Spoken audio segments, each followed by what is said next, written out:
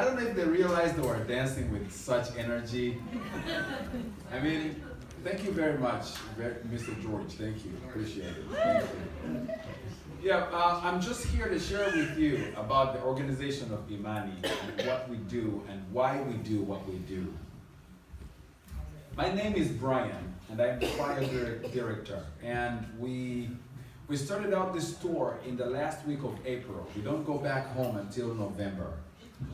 So we have been traveling, touring the United States, mainly on the Western coast, staging out concerts and putting on shows and doing lots of things, and going to schools, singing in theaters and singing in churches. And we have been raising awareness to the plight of orphaned and vulnerable children in Uganda.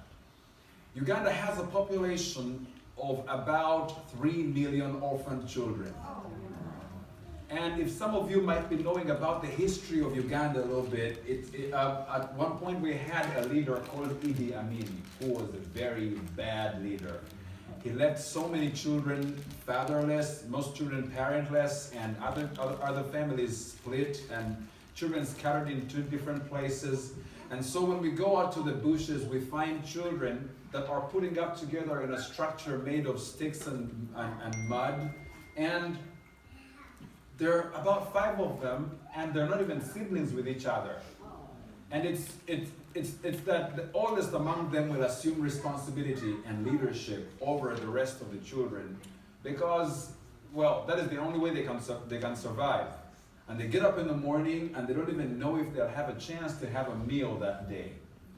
That is why you heard and you saw in the video Sarah saying that now she has a chance of having 3 meals a day.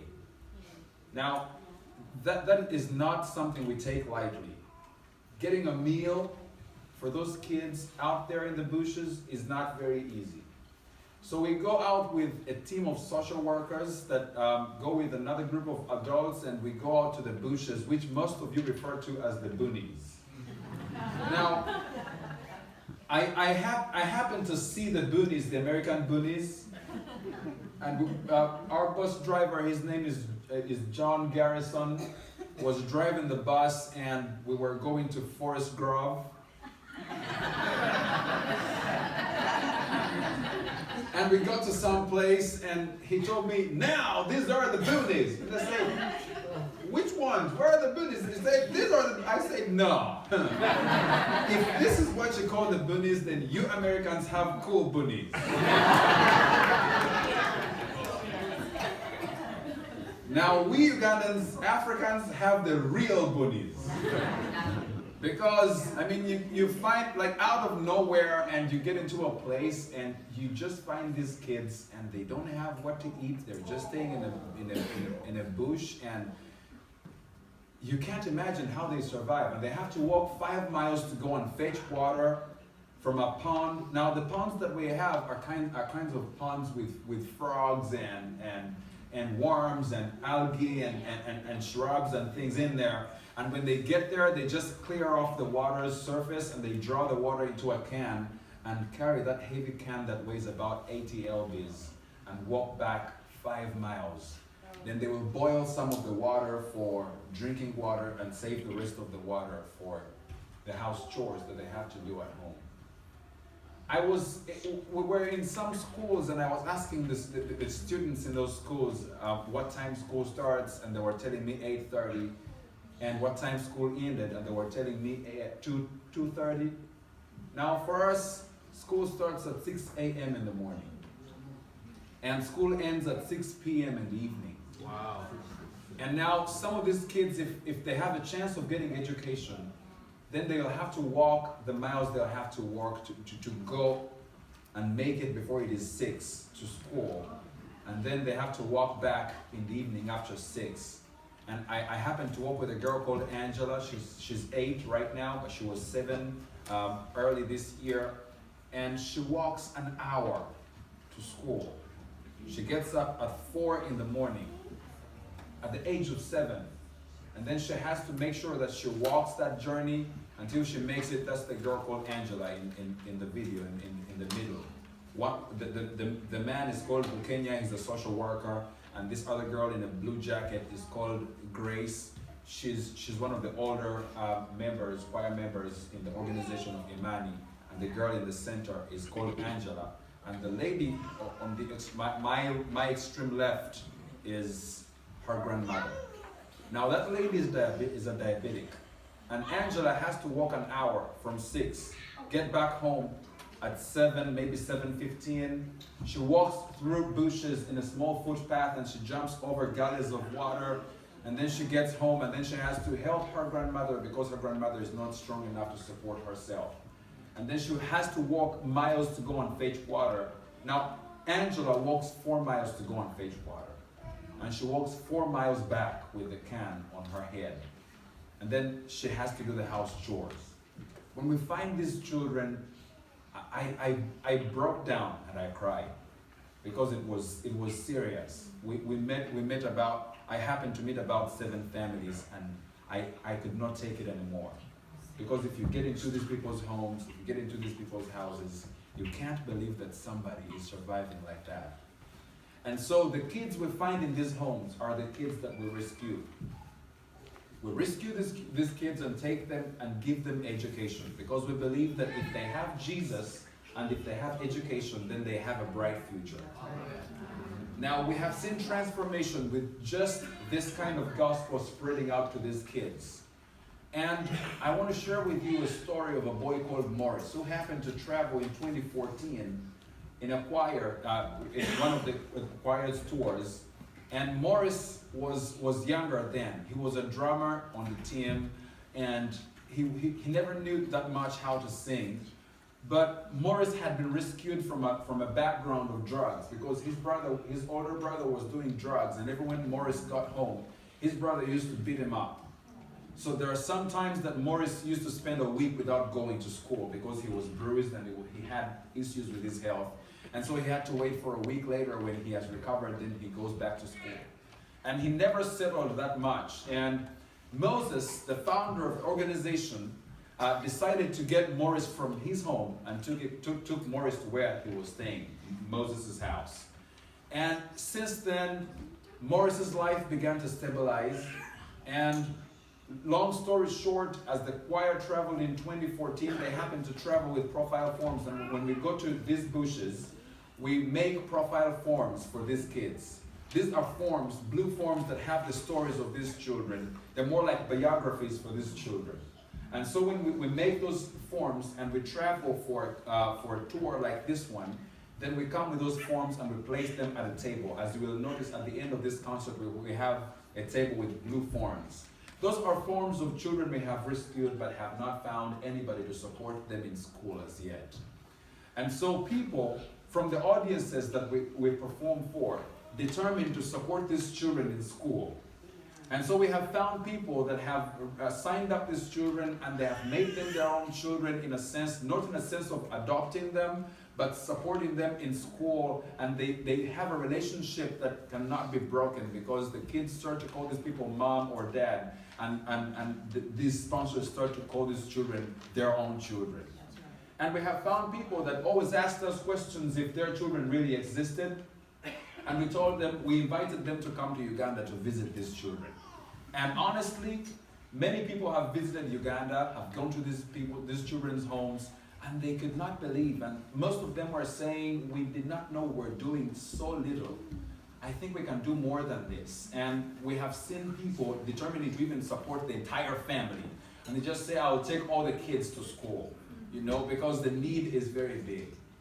But in 1989, when Reverend Moses started out the organization of Imani, he started out with 3 children. And one of the children that he started off with to help was Olivia, that lady right there. She's one of the girls that Moses started out with. And she graduated in college with a degree in social work, and she's now the head social worker in the organization of Imani.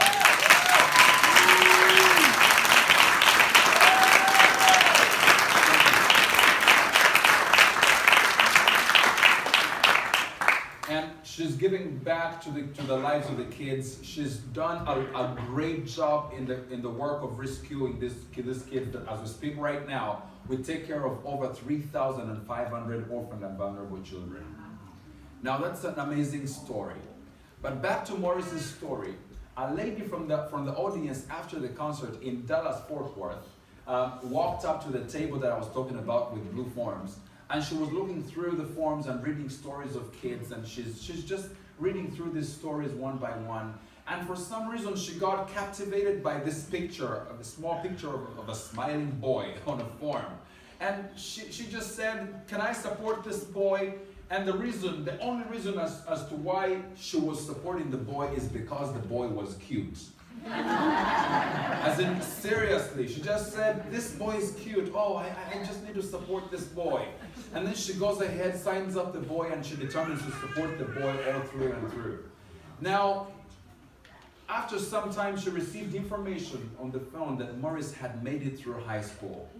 Now, this is the boy that was always beaten and beaten up every time when he was in elementary school. And when she received that information, she was so overwhelmed with joy, and she thought she would have Morris on the phone, so they would have a chat on the phone. And so she grabs the phone, and Morris is on the phone on the other side, and they're talking, and everyone is so excited, and they come to the part of, what do you want to be when you grow? And Morris goes, I want to be an engineer. Now, in that conversation, Elizabeth asked the question, is it possible for you to travel to the United States and you pursue your degree from here? And by the grace of God, Morris traveled from Uganda, came to the United States, and started putting up with Elizabeth, and always went to the college and came back to Elizabeth's house and pursued his college degree like that. And ever since Morris joined college, he never scored anything below A.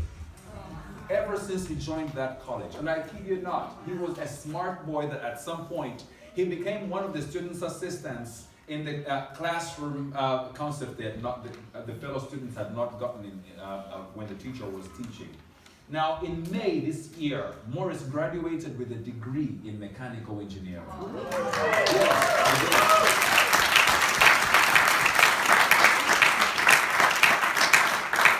So I think you see the transformation story of a young boy that was always beaten up by his brother, and then he goes through high school by working hard, and then he's now an engineer. Amen. And he's going out to, he will go back to his community and transform his community. Yes.